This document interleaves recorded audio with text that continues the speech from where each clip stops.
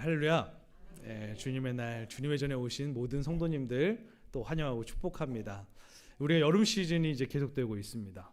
이 여름 사역들이 우리 주일학교 아이들이 뉴제니 이렇게 활발하게 하고 있고, 또 이제 내일 중고등부, 또 낙도 선교까지 이어지는 여름의 사역들이 진행돼요. 저는 이제 이런 룻기 강해를 마치고 여름 사역들이 진행되는데 우리 장년들, 우리 어른들, 하나님의 첫사랑, 하나님을 만났던 기억, 나의 하나님이 되었던 그 순간들, 그것들을 이제 뜨겁게 기억하는데, 이제 어른이 되어서 또 이 세상살이 팍팍함을 견디다 보니까 그때의 첫사랑들을 기억하실까? 또 그 첫사랑들을 어떻게 간직하고 살아가실까? 이런 고민들이 들었어요. 그리고 나도 나의 하나님을 만나서 내가 지금까지 어떻게 지내왔을까를 돌아보면서 결국에는 그 하나님을 만난 기억이 우리를 변화시키고 또 우리를 힘있게 할 텐데, 나의 하나님, 그 나의 하나님은 무엇일까? 나의 하나님을 만나는 추억들을 다시 한번 되새기면서 우리 성도님들 안에 있는 그 사랑의 감정들을 폭발시키고 그 하나님을 더 뜨겁게 만나기를 갈망하시고 사모하는 그런 시간이 되었으면 좋겠습니다. 그래서 오늘은 야곱이라는 한 인물을 추적해 나가면서 그가 어떻게 수많은 이스라엘의 믿음의 조상 야곱이 될 수 있었는가, 그것들을 한번 돌아볼 거예요. 성도님들도 한번 내가 그 순간순간마다 주셨던 그 은혜를 추억하고, 또 오늘 말씀을 마치고 난 뒤에 다시 한번 뜨겁게 하나님을 살아가노라 믿음의 고백이 넘치는 귀한 시간 되기를 주님의 이름으로 축복합니다. 저는 모태신앙입니다. 모태신앙처럼 생겼나요? 감사합니다. 모태신앙입니다. 참 감사하게도 믿음의 5대를 이어 가정 안에 하나님께서 참 믿음의 조상들을 허락하셨어요. 그래서일까요? 저는 그냥 교회가 아지트였고 놀이터였고 집이었고 학교였고, 그냥 교회에 있는 것 자체가 어렵지 않은, 그냥 교회에 없으면 이상한 그런 어린 시절을 계속 보냈습니다. 장로님, 집사님, 권사님 할 것 없이 사랑 듬뿍 받으면서 살아갔고, 교회 학교에서나 알다시피 이렇게 오래 그냥 신앙생활 하면은 회장도 시키고 총무도 시키고 회계도 시키고 임원도 시키고, 요셉과 예수님의 역할은 다 저의 역할이었던 그런 삶, 그냥 그렇게 살아왔던 것 같아요. 그냥 그게 너무나 당연했던 것 같습니다. 그랬던 저에게 고등학생 시절에 한 친구가 눈에 들어옵니다. 이 친구는요 너무 뜨거워요.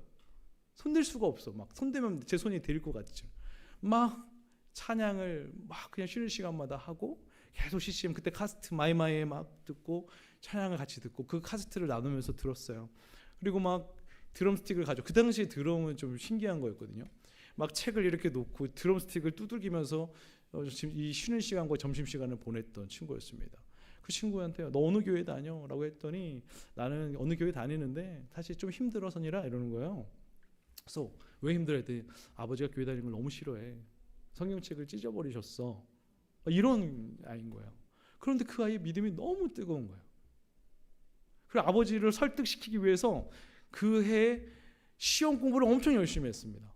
그 친구가 반에서 한 20몇 등 하는 친구였거든요. 그런데 그때 반에 5등 안으로 들어온 거죠.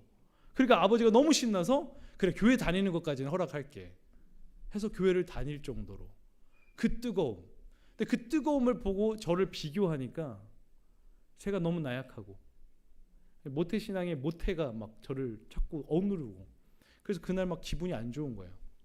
그래서 아버지한테 들어갔습니다. 아버지한테 가서 내가 모태신앙이어서 이렇게 약성도 없고 신앙이 약한 것 같다. 나는 모태신앙이 아닌 가정에 다시 태어나야 될 것 같고, 이 믿음의 아버지를 둔 게 그게 나에게 유익이 아닌 것 같다 라는 이야기를 했을 때 아버지께서 참 어이없어 하셨던, 물론 지금은 믿음의 부모님이 너무나 감사한데 그때는 그냥 약해 보이는 게 싫었던 것 같습니다. 그때 이게 청소년 남성들의 그런 마초 기질 같은 게 저에게도 있었던 것 같아요. 근데 그 아이를 보면서 저 친구는 어떻게 저럴 수가 있었을까. 그냥 제가 한참을 지나고 보니까 진짜 하나님을 제대로 만났고 하나님께 자신의 인생을 드리겠노라고 고백했구나라는 생각이 들었던 것 같아요. 성도님들 책을 보니까 만남이 없으면 변하지 않는데요. 그러니까 그만큼 만남이 너무 중요하다는 거예요. 우리가 스승을 잘 만나야 되고, 우리가 친구를 잘 만나야 되고, 또 우리가 가족을 또 잘 만나야 되고, 우리가 또 누구를 잘 만나야겠습니까? 건강한 교회에서 주님을 만나야죠. 예수 그리스도를 만남이 우리에게 가장 최고의 복인 줄 믿습니다. 예수님을 만나지 않으면 변하지 않는다는 거예요. 우리가 교회 안에 있다 할지라도, 이 자리에 그냥 앉아서 있다 할지라도 진짜 예수님을 만나지 않으면, 예수님을 주로 고백하지 않으면 우리 인생에 사실 변화가 일어나지 않을 수 있습니다. 기적 같은 그 변화는 결국 만남이 일어나더라고요. 저는 바라기는요, 혹시 모태신앙을 통해서 하나님을 지금 만나서 예수 그리스도를 고백하고 계신 성도님들이 계시다면 더 하나님 만나길 원합니다. 더 하나님 경험하길 원하고, 하나님과의 인격적인 그 만남 속에 나의 삶이 변화되길 원합니다. 진짜 이전에 나의 옛사람의 모습은 다 지워지고 예수 그리스도 만난 새 사람답게 능력 있는 하나님의 자녀로 살아갈 수 있도록 인도해 주십시오. 고백하십시오.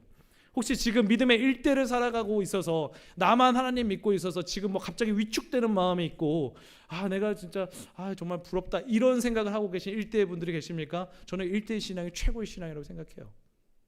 일대의 신앙은요, 아브라함의 신앙입니다. 일대를 살아가고 계신 분들이 계시다면 더 하나님 만나셔서 내가 아브라함의 가문이 되길 원하고, 나 때문에 나를 따라오는 모든 믿음의 후손들이 나를 감사해 할 수 있는 그런 가정 만들기 원합니다. 하나님, 진짜 내가 하나님 만나기 원하고 우리 가정이 뜨겁게 변화되길 원한다고, 그렇게 고백할 수 있는 그런 신앙의 고백이 일어나는 귀한 시간 되기를 간절히 소망합니다. 그러면 오늘 말씀 속에 들어가면 이제 야곱이에요. 야곱은 이삭의 아들이죠. 이삭의 두 아들 에서와 야곱, 쌍둥이였으나 늦게 태어나서 뒷감치를 받고 이제 나왔죠. 그래서 이제 동생이 됐어요.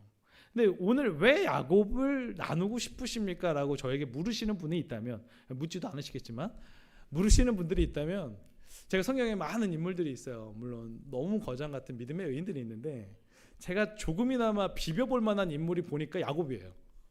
야곱은 참 연약하고 속이는 자고, 야곱이랑은 한번 좀 비등비등 해볼 수 있을 것 같아서, 그리고 야곱의 인생을 쭉 보면서 묵상하면서 내가 야곱이구나. 성도님도 그러지 않으십니까? 내가 야곱이구나. 그런 생각 없으셨습니까? 그래서 야곱이 그 하나님을 만나는 과정이 저하고 좀 비슷했던 것 같아서 제가 오늘 야곱을 좀 나누고 싶었습니다. 어쨌든 다시 돌아와 이삭의 아들이었어요. 하나님께서 이 이삭의 가정에 하나님이 주신 예언이 있었습니다.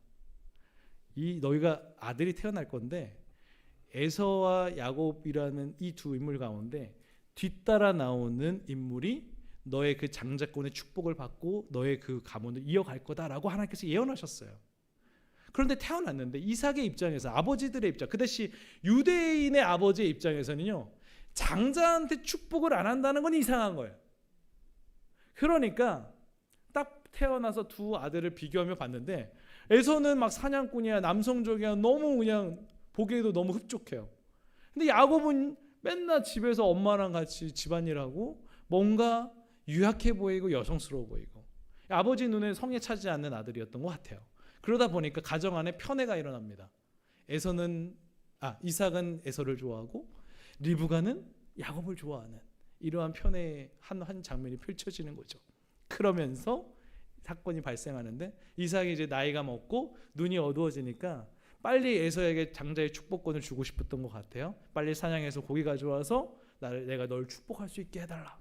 리브가가 들었어요. 안 돼, 야곱이 받아야 돼. 그러니까 이미 하나님의 예언이 있는데 지금 리브가와 이삭이 그 하나님의 예언을 새카맣게 잊어버린 건 아닌가라는 생각이 들어요. 그러니까 자신의 어떤 교묘한 인간의 방법들을 통해서 결국에는 누가 축복을 받습니까? 야곱이 축복을 받는다는 거죠. 문제는 이게 엄청난 폭풍의 현장 속으로 들어가는 사건이 되는 거죠. 다가온 에서가 그 말을 듣고 이 생각을 품습니다. 창세기 27장 41절 말씀, 빨간색 글씨만 한번 읽어보도록 하겠습니다. 읽겠습니다. 심중에 이르기를 아버지를 곡할 때가 가까웠은즉 내가 내 아우 야곱을 죽이리라 하였더니. 에서의 속마음이 이런 거죠. 이 자식이 나를 속여? 내가 아버지 꼭 죽을 것 같아. 아버지 죽으면 너도 죽여버릴 거야. 속에 에사의 마음에 분노와 살인의 충동이 들어온 겁니다. 믿을 수 없는 그것이 들어와 버린 거예요. 근데 리브가가 딱 큰아들의 모습을 보니까 이러다가 가정 안에 큰 사고가 나겠다 싶어서 이 야곱을 외삼촌 라반의 집으로 하란으로 보내게 되는 거예요. 잠시 형의 분노가 사그라들면 그때 내가 다시 부를 테니까 잠깐 가 있어. 이것이 어머니 리브가와의 마지막 만남. 다시는 못 만납니다. 너무 신기한 것은 야곱이 20년 후에 돌아오잖아요. 아버지 이삭은 살아있습니다. 이 가정이 어쨌든 폭풍 속에 들어가게 됐고요. 이 여성스러운 야곱, 이 유약한 소년이 결국 결혼을 핑계로 대서 하란으로 보내게 돼요. 근데 부엘사바부터 있는 곳에 부엘사바부터 하란까지가 거리가 어느 정도 되느냐? 800에서 1000km. 지금 이동수단 하나도 없고요. 지금 갑자기 급하게 쫓기듯이 나와야 돼요. 형이 마음이 돌변할 수 있어요. 형이 주위로 쫓아올 수도 있어요. 그러니까 막 그냥 간단한 짐만 챙겨가지고 도망치듯이 막 달려나갔을 겁니다.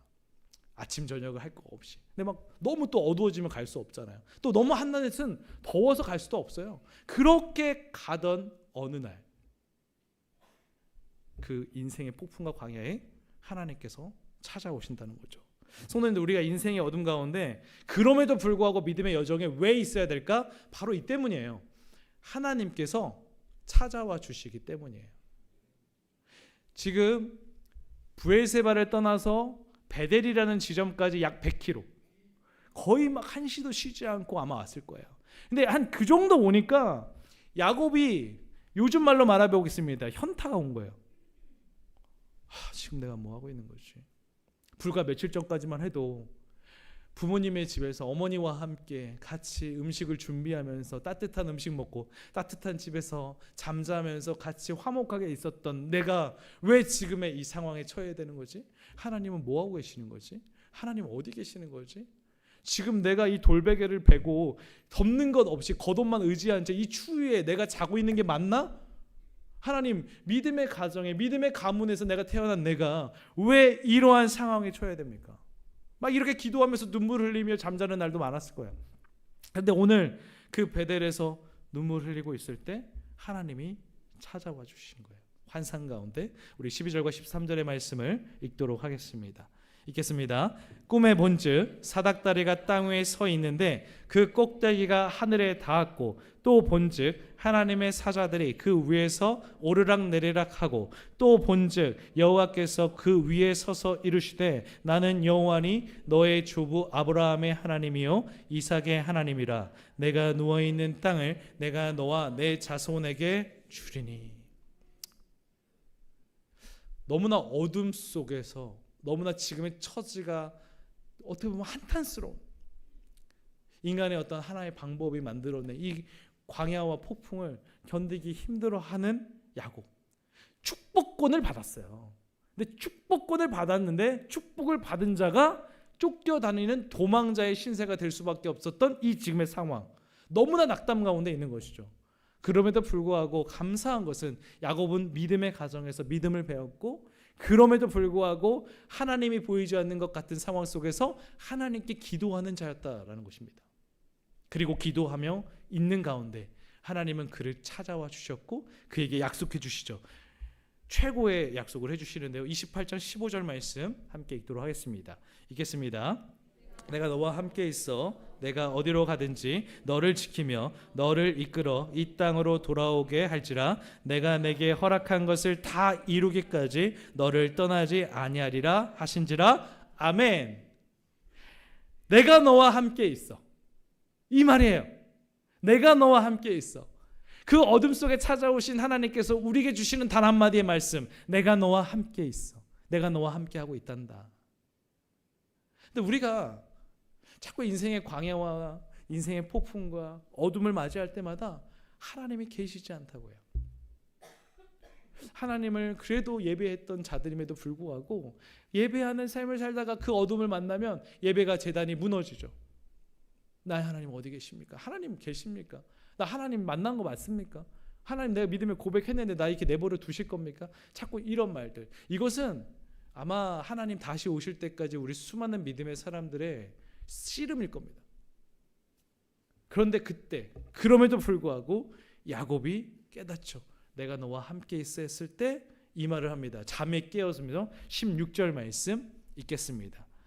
야곱이 잠이 깨어 이르되 여호와께서 과연 여기 계시거늘 내가 알지 못하였도다. 아멘.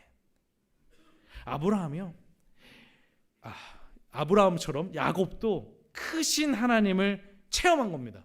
사닥다리 하나님이 지금 꿈의 환상 가운데 보이면서 나에게 약속해 주시는 것을 너무나 선명하게 들었잖아요. 그러니까 눈을 떴을 때 하나님 보이지 않지 않습니까? 그런데 하나님 여기 계시구나. 내가 이 어둠 속에서 단지 하나님을 보지 못했을 뿐이구나. 이런 상황을 맞이하게 된 거예요. 다시 제가 모태신앙이라고 했고 믿음의 여정을 걸어가고 있는데 그 IMF 시절 누구나 그렇듯이 저희 가정에도 어려움이 찾아왔습니다. 이루 말할 수 없는 어려움.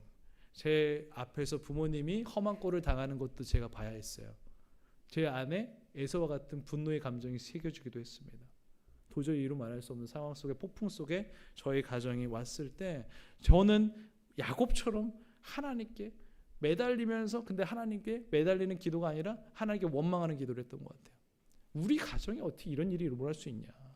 우리 가정에 당신께 드린 시간과 당신께 드린 헌신과 당신께 드린 예물과 어떻게 이것들을 그렇게 무시할 수 있습니까? 평생을 교회를 위해 헌신하신 이 부모님들이 있는데 이 가정을 어떻게 이렇게 내버릴 수가 있습니까?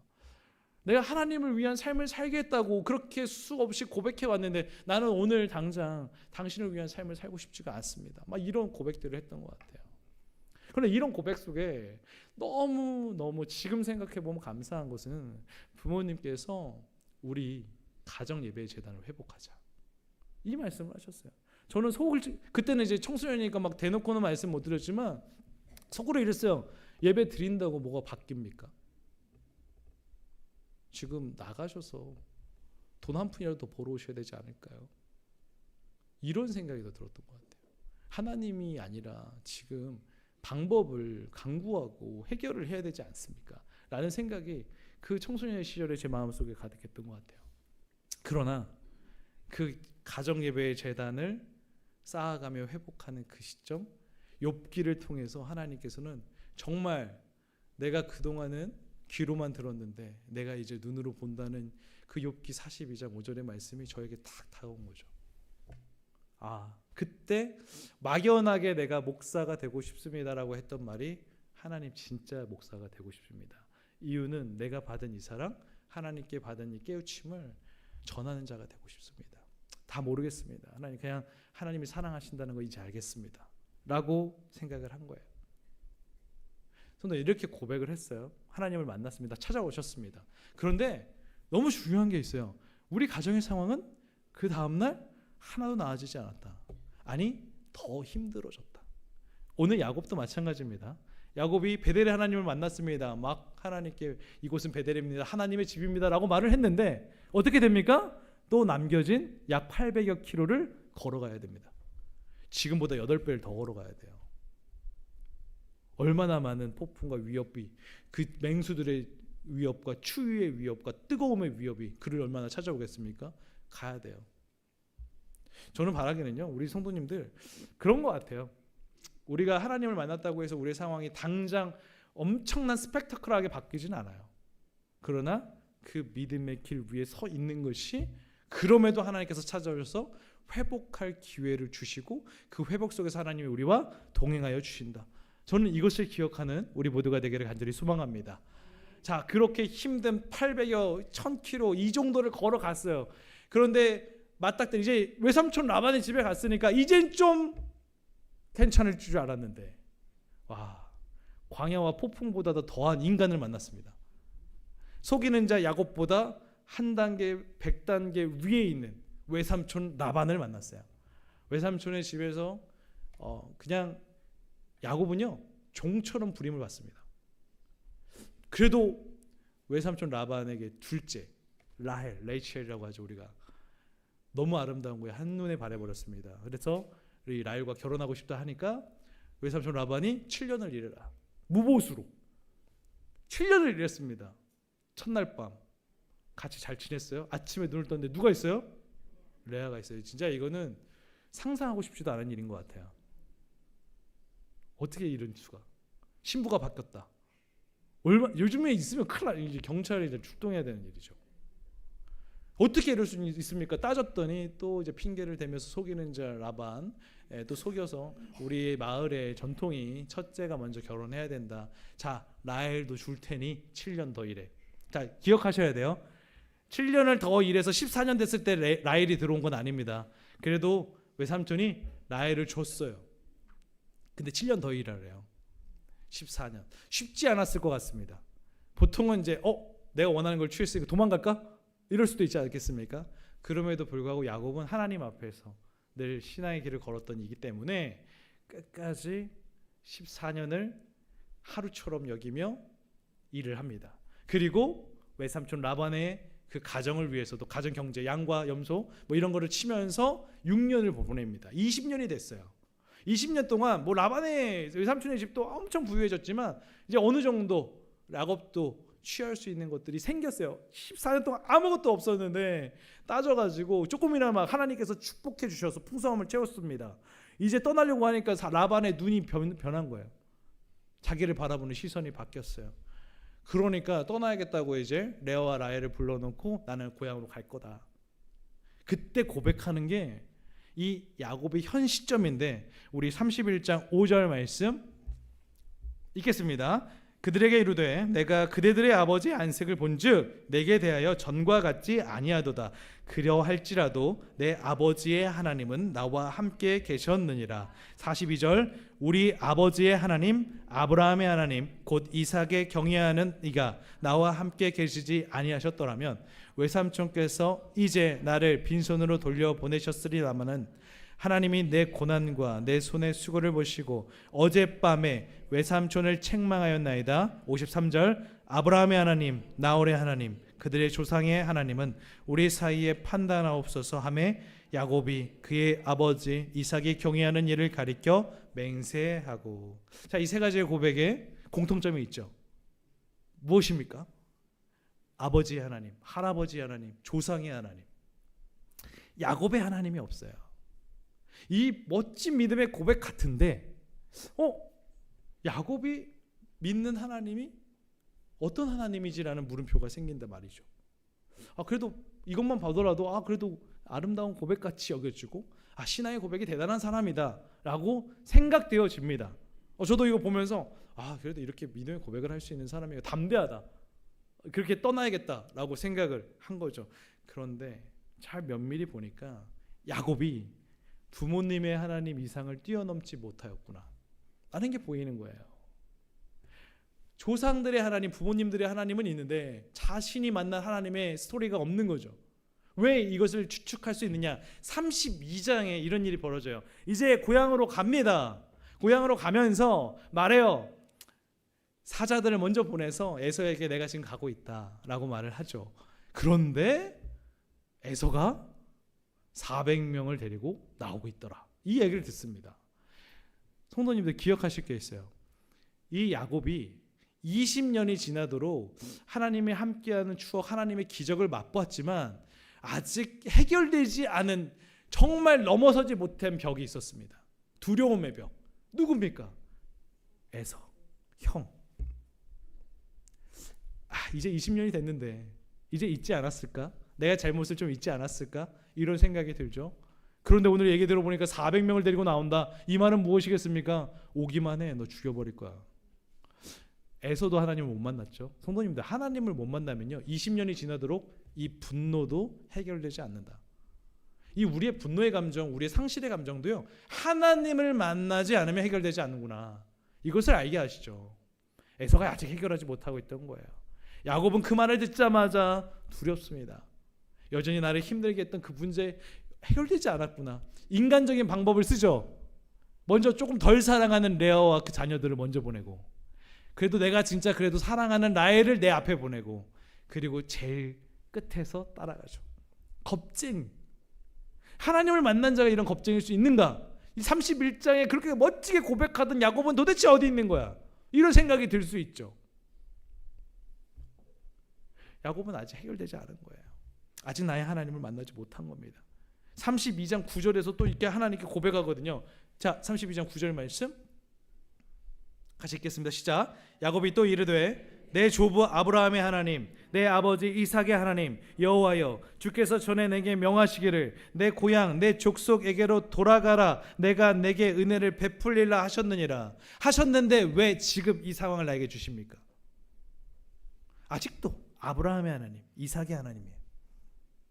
이 엄청난 두려움이 몰려오는, 내가 20년 동안 해결하지 못했던 트라우마 같은 것들이 몰려오는데도 여전히 불구하고 나의 하나님이 없어요.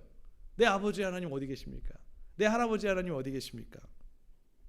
이때 인생의 큰 벽을 넘어서지 못하고 있는 이때도 하나님은 찾아오셔요. 야곱의 인생을 바꿨던 한 사건, 바로 야복강가에 하나님과의 씨름 장면이 등장하죠. 그 씨름을 통해서 결국에는 야곱이 이스라엘 되는, 하나님과 겨루어 싸워 이겼다. 근데 이 현장이 창세기 말씀 보고 호세아에 보면은 엄청난 치열한 회개 현장이었음을 우리가 알 수 있거든요.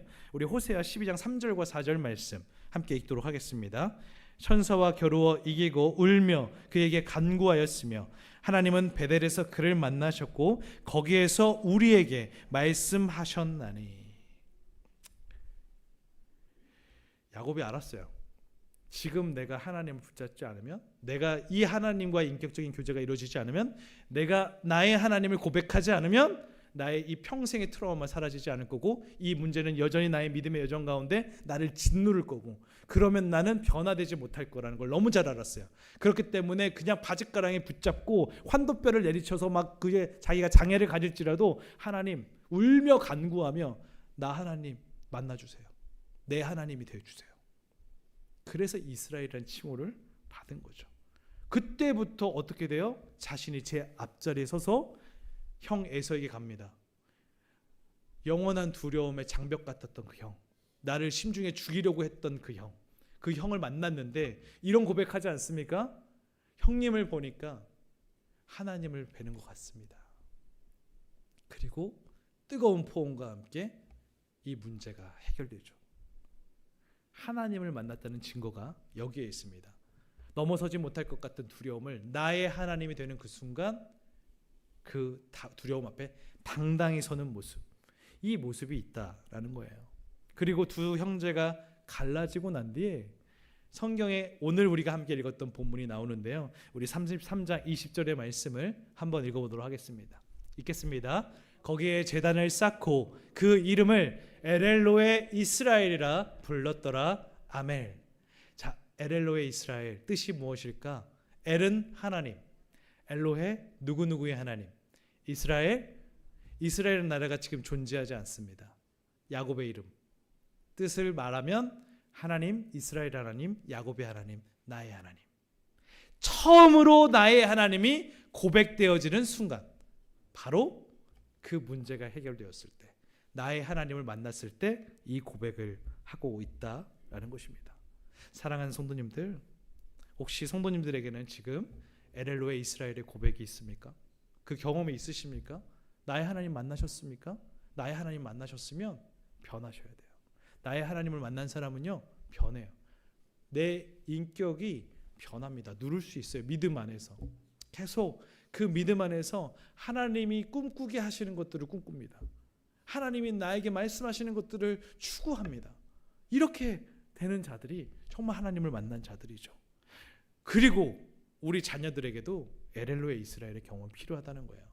성도님들, 부모님들의 신앙 고백이 우리의 자녀들을 구원에 이르지 못합니다. 부모님이 고백해서 자녀들이 구원받지 못한다는 얘기예요. 자녀들의 입술에서 예수 그리스도가 나의 주인이십니다, 예수 그리스도는 나의 구원자가 되십니다 라고 진짜 그 입술로 마음 다해 고백해야 구원을 받는 거지, 부모님들이 옆에서 닥달한다고 구원받지 못한다는 거예요. 그런데 부모님들이, 믿음의 선배님들이 할 수 있는 일은 그 구원을 고백할 수 있는 자리까지는 안내자가 될 수 있어요.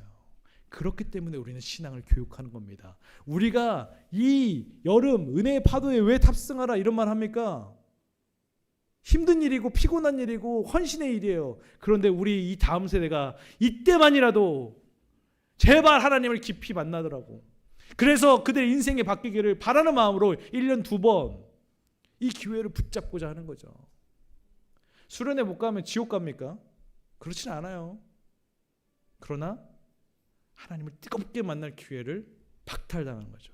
상실하는 거죠. 못 잡는 거죠. 그렇기 때문에 우리는 여름 사역 같이 가라. 계속 이렇게 말하게 되는 것입니다. 저는 바라기는 우리 성도님들과 제가 우리 먼저 또 나의 하나님을 소유하시고 하나님을 고백하시고 우리 다음 세대까지 이어지는 이 믿음의 스토리 안에 우리 아이들도 믿음을 고백할 수 있도록 계속 기도의 후원 그리고 함께 믿음의 양육을 이어갈 수 있는 우리 영천교회 되기를 주님의 이름으로 축복합니다. 말씀을 마치겠습니다. 만나지 않으면 변하지 않는다라는 책을 제가 소론부에 말았는데 우리 김영군 목사님이라고 이제 좀 꽤 나온 지 오래된 책인데 제가 이번에 말씀 묵상하면서 다시 한번 꺼내봤어요. 그러면서 약간 요약된 분인데 먼저 제가 좀 읽다가 나중에 띄워달라고 하면 띄워주십시오. 제가 마무리는 이 글귀로 마무리를 하고 싶습니다. 오늘도 사람들은 그를 만납니다. 총구성 목수 출신인 젊은 예수는 성별, 지위, 연령 그 무엇에도 구애받지 않고 한 사람 한 사람씩 만났습니다. 그들 이야기에 귀 기울였고 무엇이 필요한지 꿰뚫어 보았으며 적실한 답을 들려주었습니다. 우연처럼 보이는 이 만남이 실제로는 일생일대의 소중한 만남이었으며 그래서 예수를 만난 이후의 삶은 달라질 수밖에 없었습니다. 드라마 같은 이 이야기들은 예수의 행적을 기록한 신약성경 4복음서에 잘 나와 있습니다. 그런데 정말 신기한 것은 예수가 죽은 지 2000년이 지난 지금까지도 셀 수 없이 많은 이들이 그를 만나고 있다는 사실입니다. 오늘도 사람들은 예수를 만난다고 합니다. 더 정확하게 표현하면 우리 삶의 현장에 예수가 찾아온다고 합니다. 신기한 일은 예수를 만난 사람들은 그와 사랑을 주고받는 데서 머무르지 않고 예수가 지금 하고 있는 일에 자신의 인생을 걸려하고 실제로 그렇게 살아갑니다. 그들은 좀처럼 극복하기 어려운 자기만 생각하는 자기 중심성을 벗어나 이웃을 위해 사는 법을 배웁니다. 띄워주시면 오늘도 수많은 사람이 예수를 만납니다. 그러고는 그를 만나 자신이 어떻게 변했는지 주변 사람들에게 전합니다. 이 아름다운 이야기는 끝이 없지만 들어도 지루하지 않습니다. 2000년 전에 예수를 만난 사람들의 이야기는 오늘날 예수를 만난 사람들의 이야기로 계속 이어지고 있습니다. 당신의 이야기도 그 이야기 중에 하나가 되면 좋겠습니다. 제가 여기가 많이 좋았는데요. 그리하여 당신의 이야기가 사랑 없는 세상을 사랑으로 채워나가시는 그분의 이야기에 소중한 한 부분이 되어 이 신기한 이야기를 다음 세대로 이어가기를 간절히 기대합니다. 아멘. 아멘이 나오죠. 성경이 아닌데. 당신의 이야기가 그 이야기 중에 하나가 되면 좋겠습니다. 저의 이야기도 그분의 이야기가 되었으면 좋겠습니다. 성도님들, 하나님을 만나면 이거를 전하지 않고는 견딜 수가 없는 것 같아요. 하나님을 만난 이야기는요, 하루 왼종일 떠들어도 하나도 지치지가 않아요. 제가 말하기를 좋아해서가 아니에요. 이 말을 하면 하나님이 힘을 주세요. 6시간, 12시간 얘기해도 지치지가 않아요. 제가 1년 365일 이런 이야기만 할 수 있었으면 좋겠다는 생각을 한 적도 있어요. 너무 설레서. 정말 어떻게 보면 벌레만도 못한 저를, 정말 그렇게 모태신앙을 부정했던 저를, 하나님께 원망과 불평을 쏟아내면서 당신이라고 하면서 싸웠던 저를 지금 이 자리에 놓인 것 자체가 하나님께서 그분의 이야기에 저를 사용하시고 싶으셨구나. 너무 감사하다. 은혜 없이 내가 이 자리에 어떻게 설 수 있나, 이런 생각이거든요. 성도님들은 어떠세요? 지금 그 하나님을 만난 이야기가 없다면 그 하나님을 만나고 싶다고 간구하십시오. 갈망하십시오. 나도 변하고 싶습니다. 하나님. 목사님의 하나님이 아니에요. 부모님의 하나님이 아니에요. 옆에 집사님, 권사님, 장로님의 하나님이 아니에요. 나의 하나님이에요. 내 하나님이 안 되면 하나님이 그 능력이 나에게 온전히 임할 수가 없습니다. 오늘 이 여름 시즌 그 은혜의 자리를 누비고 계시는 분들이나 또 은혜의 자리에 사정상 참여할 수는 없지만 그 은혜의 스토리에 같이 가고 싶은 분들, 더 끊임없이 기도하시고 그 하나님의 이야기를 같이 나눌 수 있는 우리 모두가 되기를 주님의 이름으로 축복합니다. 기도하겠습니다.